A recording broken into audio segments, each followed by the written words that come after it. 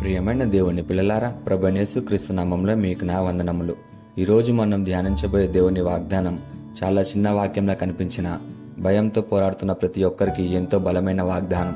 మన జీవితంలో కొన్ని సమస్యలు ముందుగానే మనకు కనిపిస్తాయి. ఉదాహరణకు, ఉద్యోగం పోతుందని ముందుగానే తెలుస్తుంది, పరీక్ష ఉందని ముందుగానే తెలుస్తుంది, ఒక ఆపరేషన్ ఉందని ముందుగానే తెలుస్తుంది, ఒక సమస్య వస్తుందని ముందుగానే తెలుస్తుంది. కానీ కొన్ని విషయాలు మాత్రం ఆకస్మికంగా వస్తాయి. ఒక ఫోన్ కాల్, ఒక మెసేజ్, ఒక ప్రమాదం, ఒక వైద్య పరీక్ష రిపోర్ట్, లేదా ఒక కుటుంబ సమస్య, ఒక ఆర్థిక నష్టం, ఒక మాట మన జీవితాన్ని ఒక క్షణంలో మార్చేయచ్చు. అలాంటి సమయంలో మన మొదటి స్పందన ఏంటి అంటే భయం. రేపేమవుతుందో అని భయం, నా కుటుంబానికి ఏమవుతుందో అని భయం, నా భవిష్యత్తు ఏమవుతుందో అని భయం, నేను ఎలా బయటపడతానో అని భయం అని మనసులో ఎన్నో ప్రశ్నలు వస్తాయి. అందుకే దేవుడు ఈరోజు మనతో చెప్తున్నాడు, ఆకస్మికంగా భయం కలిగినప్పుడు నీవు భయపడద్దు అని. ఒక్కటి గమనించండి, దేవుడు భయం ఎప్పుడు రాదు అని చెప్పడం లేదు. ఆకస్మికంగా భయం వచ్చినప్పుడు కూడా నీవు భయపడొద్దు అని చెప్తున్నాడు. అంటే పరిస్థితి ఆకస్మికంగా మారొచ్చు, కానీ నీ దేవుడు మారడు. ఈరోజు దేవుని వాగ్దానము సామెతల గ్రంథము 3:5 సామెతల గ్రంథము 3:5 వాక్యం ఇలా ఉంది: ఆకస్మికంగా భయము కలిగినప్పుడు, దుర్మార్గులకు నాశనం వచ్చినప్పుడు నీవు భయపడొద్దు అని. ప్రియమైన దేవుని పిల్లలారా, ఈ వాక్యం చెప్పిన సందర్భం ఏంటి అంటే, సామెతల గ్రంథం 3 ప్రాధాన్యంగా మనిషి దేవుని పైన నమ్మకం ఉంచి ఆయన జ్ఞానంతో జీవించడం గురించి చెప్తుంది. ముందు వచనాలు దేవుడు బోధను మర్చిపోవద్దని చెప్తుంది, ఆయన ఆజ్ఞలను హృదయంలో ఉంచుకోవాలని చెప్తుంది. తర్వాత చాలా ప్రసిద్ధమైన మాట వస్తుంది: నీ పూర్ణ హృదయంతో యెహోవాను నమ్ముకొనుము, నీ స్వబుద్ధిని ఆధారం చేసుకోకుమని. అంటే మన జీవితాన్ని కేవలం మన తెలివి మీద ఆధారపడకుండా, మనకు కనిపించేది కొంచెం మాత్రమే, దేవునికి మాత్రం మొత్తం చిత్రం కనిపిస్తుంది. అందుకే 25 ఇలా చెప్తున్నాడు: ఆకస్మికంగా భయం కలిగినప్పుడు నీవు భయపడద్దు అని చెప్తున్నాడు. ఇంకా 26 దేవుడు ఎందుకు భయపడొద్దో కూడా చెప్తున్నాడు: యెహోవా నీకు ఆధారంగా ఉండును, నీ పాదము చిక్కుబడకుండా ఆయన కాపాడును అని. ఇదే ఈరోజు మన ధైర్యం. మనకు భయం రాకపోవడం మన బలం కాదు, భయం వచ్చినా మనకు ఆధారంగా దేవుడు ఉండడం మన బలం. ఒక్కసారి ఆలోచించండి, మనం రేపేం జరుగుతుందో మనకు పూర్తిగా తెలియకపోవచ్చు. ఈరోజు ఉదయం మనం లేచినప్పుడు ఈరోజు ఏ వార్త వింటామో మనకు తెలియదు. మనం బయటకు వెళ్తున్నప్పుడు ఏం జరుగుతుందో తెలియదు. మన కుటుంబ సభ్యులు బయటకు వెళ్తున్నప్పుడు ఏం జరుగుతుందో మనకు తెలీదు. అందుకే మన భవిష్యత్తు గురించి భయపడతాం. కానీ దేవుడు పిల్లలు ఇలా చెప్తారు: నాకు రేపు తెలీదు, కానీ రేపును పట్టుకున్న దేవుడు నాకు తెలుసు అని. ఇది చాలా ముఖ్యమైన విషయం. మనకు భవిష్యత్తు తెలియకపోవచ్చు, కానీ మన భవిష్యత్తు దేవునికి తెలుసు.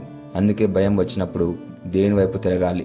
ఇక్కడ ఒక విషయం అర్థం చేసుకోవాలి: భయం అనిపించడం వల్ల మనం చెడ్డ క్రైస్తవులైపోం. మనిషిగా ఉన్నప్పుడు భయం రావచ్చు. బైబిల్లో దేవుని గొప్ప సేవకులకు కూడా భయం వచ్చింది. కానీ ప్రశ్న ఏంటంటే, భయం వచ్చినప్పుడు మనం ఎక్కడికి వెళ్తున్నాం అనేది. లోకంలోనికి భయం పట్టుకొని కూర్చుంటున్నామా, లేదా దేవుని దగ్గరికి వెళ్తున్నామా అనేదే తేడా. ఈ వాక్యానికి అద్భుతమైన ఉదాహరణ దానియేలు బబులోను రాజ్యంలో గొప్ప అధికారిగా ఉన్నాడు. అతను జ్ఞానవంతుడు, నమ్మకమైన వాడు. రాజు అతన్ని ఎంతనో గౌరవించాడు. అందుకే ఇతర అధికారులు దానియేలుపై అసూయపడ్డారు. వారు దానియేలును ఏ తప్పు కనుక్కోవాలని ప్రయత్నించారు. కానీ దానియేలు నిజాయితీగా ఉండేవాడు. అప్పుడు వారు ఒక విషయం గమనించారు: దానియేలు రోజుకు 3 సార్లు దేవునికి ప్రార్థించేవాడు. అందుకే వారు ఒక కుట్ర పన్నారు. రాజును ఒప్పించి ఒక ఆజ్ఞ జారీ చేయించారు. ఎవరైనా రాజును తప్ప మరెవరినైనా ప్రార్థిస్తే సింహాలు గుహల వేయాలని ఆజ్ఞ వచ్చింది. దానియేలుకు ఆ ఆజ్ఞ తెలిసింది. ఇక్కడే అసలైన పరీక్ష. ఇప్పుడు దానియేలు ఏం చేయాలి? రాజు ఆజ్ఞ ఇచ్చాడు కాబట్టి దేవునికి ప్రార్థించకుండా ఆపేయాలా? కాదు. అతను తన అలవాటును మార్చలేదు. అతను దేవునికే ప్రార్థించాడు. అతన్ని పట్టుకున్నారు. రాజు కూడా బాధపడ్డాడు. కానీ చట్ట ప్రకారం దానియేలును సింహాల గుహల వేయాల్సి వచ్చింది. ఇప్పుడు ఊహించండి, ఒక మనిషిని సింహాల గుహల పడిస్తే అక్కడ ఏం జరుగుతుందో ఎవరికైనా తెలుసా? దానియేలుకు తెలుసా? మనిషి దృష్టిలో చూస్తే అది మరణమే, కానీ దేవుని దృష్టిలో అది ఒక అద్భుతమైన వేదిక. ఆ రాత్రి దేవుడు తన దూతలను పంపి సింహాల నోర్లు మూయించాడు. ఉదయం రాజు వచ్చి, దానియేలు జీవము గల దేవుని సేవకుడా అని పిలిచాడు. దానియేలు సజీవంగా బయటికి వచ్చాడు. ఇక్కడ మనం ఏం నేర్చుకుంటున్నామంటే, దానియేలుకు ప్రమాదం రాదని దేవుడు ముందే చెప్పలేదు. ప్రమాదం వచ్చింది. దానియేలు సింహాల గుహలోకి వెళ్ళాడు. కానీ సింహాల గుహలో కూడా దేవుడు అతనితో ఉన్నాడు. అందుకే దేవుని పిల్లలకు సమస్యలు రాకపోవడం దేవుని రక్షణకు గుర్తు కాదు. సమస్యలు వచ్చినా దేవుడు మనతో ఉండడమే నిజమైన రక్షణ. అలాగే ఇంకొక గొప్ప ఉదాహరణ యెహోషాపాతు రాజు. ఒకరోజు అతనికి ఒక భయంకరమైన వార్త వచ్చింది. మోయాబీలు, అమ్మోనీయులు మరియు ఇతరులు కలిసి యూదాపై యుద్ధానికి వస్తున్నారు. అది చిన్న సైన్యం కాదు. యెహోషాపాతు ఏం చేశాడంటే, బైబిల్ చెప్తున్నట్లు అతను భయపడ్డాడు. గమనించండి, రాజైనా కూడా భయపడ్డాడు. అతను నేను రాజును కాబట్టి నాకు భయం లేదు అని నటించలేదు. అతనికి పరిస్థితి భయంకరంగా ఉందని తెలుసు. కానీ అతను ఒక గొప్ప నిర్ణయం తీసుకున్నాడు. యెహోవాను వెతుకుటకు తన ముఖం నిలిపాను అని. అదే తేడా. భయం వచ్చింది, కానీ భయం అతన్ని దేవుని నుండి దూరం చేయలేదు. భయం అతన్ని దేవుని దగ్గరకు తీసుకెళ్లింది. ప్రజలను కూడబెట్టాడు, ఉపవాసం ప్రకటించాడు, దేవుని సన్నిధిలో ప్రార్థించాడు. తర్వాత దేవుడు వారికి చెప్పినట్టు మాట, ఈ యుద్ధము మీది కాదు దేవునిదే అని. వారు యుద్ధభూమికి వెళ్లారు. అక్కడ దేవుడు వారి కోసం కార్యం చేశాడు. యెహోషాపాతుని మనం ఏం నేర్చుకోవాలంటే, మన జీవితంలో కూడా కొన్నిసార్లు మనం ఇలా అనుకుంటాం, నా కుటుంబం మీద పెద్ద సమస్య వస్తుంది, నా ఉద్యోగం ప్రమాదంలో ఉంది, నా ఆరోగ్యం గురించి భయంగా ఉంది, నా పిల్లల భవిష్యత్తు ఏమవుతుంది, నా అప్పులు ఎలా తీరుతాయని. అప్పుడు యెహోషాపాతులో మనం కూడా చేయాలి. భయాన్ని పట్టుకొని కూర్చోకూడదు. దేవుని సన్నిధికి వెళ్ళాలి, ప్రార్థించాలి, ఉపవాసం చేయాలి, దేవుని మాటను వెతకాలి. ప్రియమైన దేవుని పిల్లలారా, ఇప్పుడు మీ జీవితాన్ని మీరు ఆలోచించండి. మీకేదైనా భయం ఉందా? ఉద్యోగం గురించి భయం, వివాహం గురించి భయం, ఆరోగ్యం గురించి, కుటుంబం గురించి, ఆర్థిక పరిస్థితుల గురించి, భవిష్యత్తు గురించి లేదా మరణం గురించి భయంగా ఉందా? ఏ భయమైనా ఈరోజు దేవుని వాక్యం చెప్తుంది, నీవు భయపడొద్దు అని. దేవుడు ఎందుకు భయపడొద్దు అంటున్నాడంటే, తర్వాత వచనంలో కారణం ఉంది. యెహోవా నీకు ఆధారంగా ఉండును, నీ పాదము చిక్కుబడకుండా ఆయన కాపాడునని. ఇది మనకు చాలా గొప్ప విషయం. దేవుడు నీవు బలవంతుడు కాబట్టి భయపడదు అనట్లేదు. నీ దగ్గర చాలా డబ్బు ఉంది కాబట్టి భయపడదు అనట్లేదు. నీకు మంచి మనుషులు ఉన్నారు కాబట్టి నువ్వు భయపడదు అని చెప్పడం లేదు. యెహోవాయే నీకు ఆధారం కాబట్టి భయపడద్దు అంటున్నాడు. ఇక్కడ ఈ వాగ్దానం మన జీవితానికి ఎలా తీసుకోవాలంటే, మొదటిగా ఆకస్మికమైన పరిస్థితుల్లో వెంటనే దేవుణ్ణి వెతకాలి. ఒక చెడ వార్త వచ్చినప్పుడు ముందుగా 10 మందికి ఫోన్ చేయకూడదు, ముందుగా సోషల్ మీడియాలో పెట్టకూడదు, ముందుగా మనుషుల దగ్గర ఏడవకూడదు. దేవుని దగ్గరికి వెళ్ళాలి. ప్రభువా, నాకు భయంగా ఉంది, కానీ నువ్వు నాతో ఉన్నావని చెప్పాలి. రెండోదిగా మన కళ్ళను సమస్య మీద కాకుండా దేవుని మీద పెట్టాలి. పేతురు గాలిని చూసినప్పుడు మునిగిపోయాడు. మనం కూడా సమస్యను మాత్రమే చూస్తే మనం విశ్వాసంలో బలహీనమవుతాం. కాబట్టి సమస్యను చూడకూడదుగా, సమస్యను చూపించినప్పటికీ సమస్య కంటే దేవుడు గొప్పవాడని గుర్తుపెట్టుకోవాలి.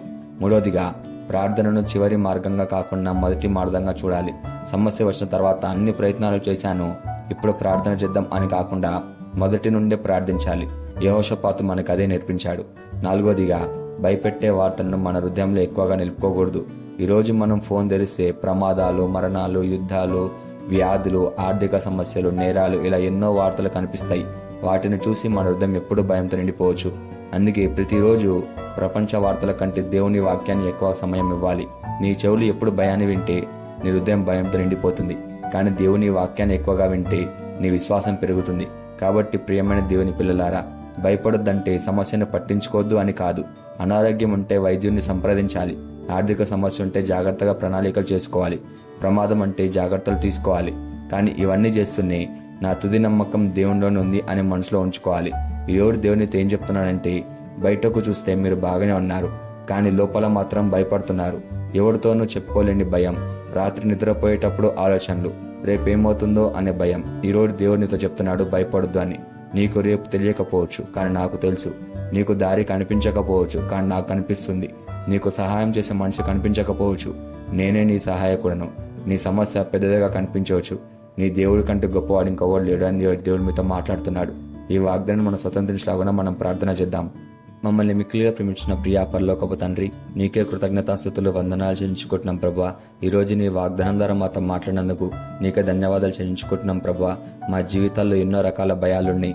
మా భవిష్యత్తు గురించి భయపడుతున్నాం, మా కుటుంబాల గురించి భయపడుతున్నాం, మా పిల్లల గురించి భయపడుతున్నాం, మా ఉద్యోగాల గురించి భయపడుతున్నాం, మా ఆర్థిక పరిస్థితుల గురించి భయపడుతున్నాం, మా ఆరోగ్యం గురించి భయపడుతున్నాం. కొన్ని విషయాలు ఎవరికి చెప్పుకోలేక మా హృదయాలను దాచుకుంటున్నాం ప్రభా. ఈరోజు ఆ భయాలన్నిటినీ నీ పాదాల దగ్గర ఉంచుతున్నాం ప్రభా. మా హృదయాలున్న భయాన్ని తొలగించుము, మాకు విశ్వాసాన్ని ఇవ్వు ప్రభా. పరిస్థితులను చూసి భయపడకుండా నిన్ను చూసే కళ్ళను మాకు ప్రసాదించండి. సమస్యను చూసి కూలిపోకుండా సమస్య కంటే నీవు గొప్పవాడని నమ్మే విశ్వాసాన్ని మాకు దయచేయండి ప్రభా. దానియేలును సింహాల గోల కాపాడిన దేవుడవు, యెహోషాపాతుకు యుద్ధ సమయంలో సహాయం చేసిన దేవుడవు. ఈరోజు మమ్మల్ని కూడా పట్టుకో ప్రభా. ఆకస్మికంగా ఏదైనా చెడు వార్త వచ్చినప్పుడు మేము భయంతో కూలిపోకుండా ముందుగా నీ సన్నిధికి పరిగెత్తి వచ్చేలా చేయండి ప్రభా.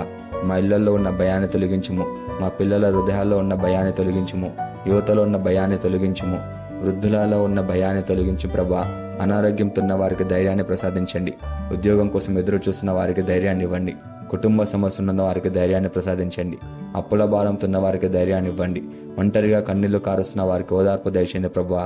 మాకు ఒక్క విషయం ఎప్పుడు గుర్తుండేలా చేయము, యెహోవా మాకు ఆధారంగా ఉన్నాడని.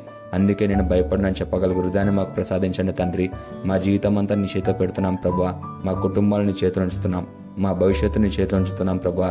ఇక నుండి భయంతో కాకుండా విశ్వాసంతో జీవించే కృపను మాకు ప్రసాదించని ప్రార్థిస్తూ యేసుక్రీస్తునామమున అడుగుచున్నాం తండ్రి, ఆమేన్.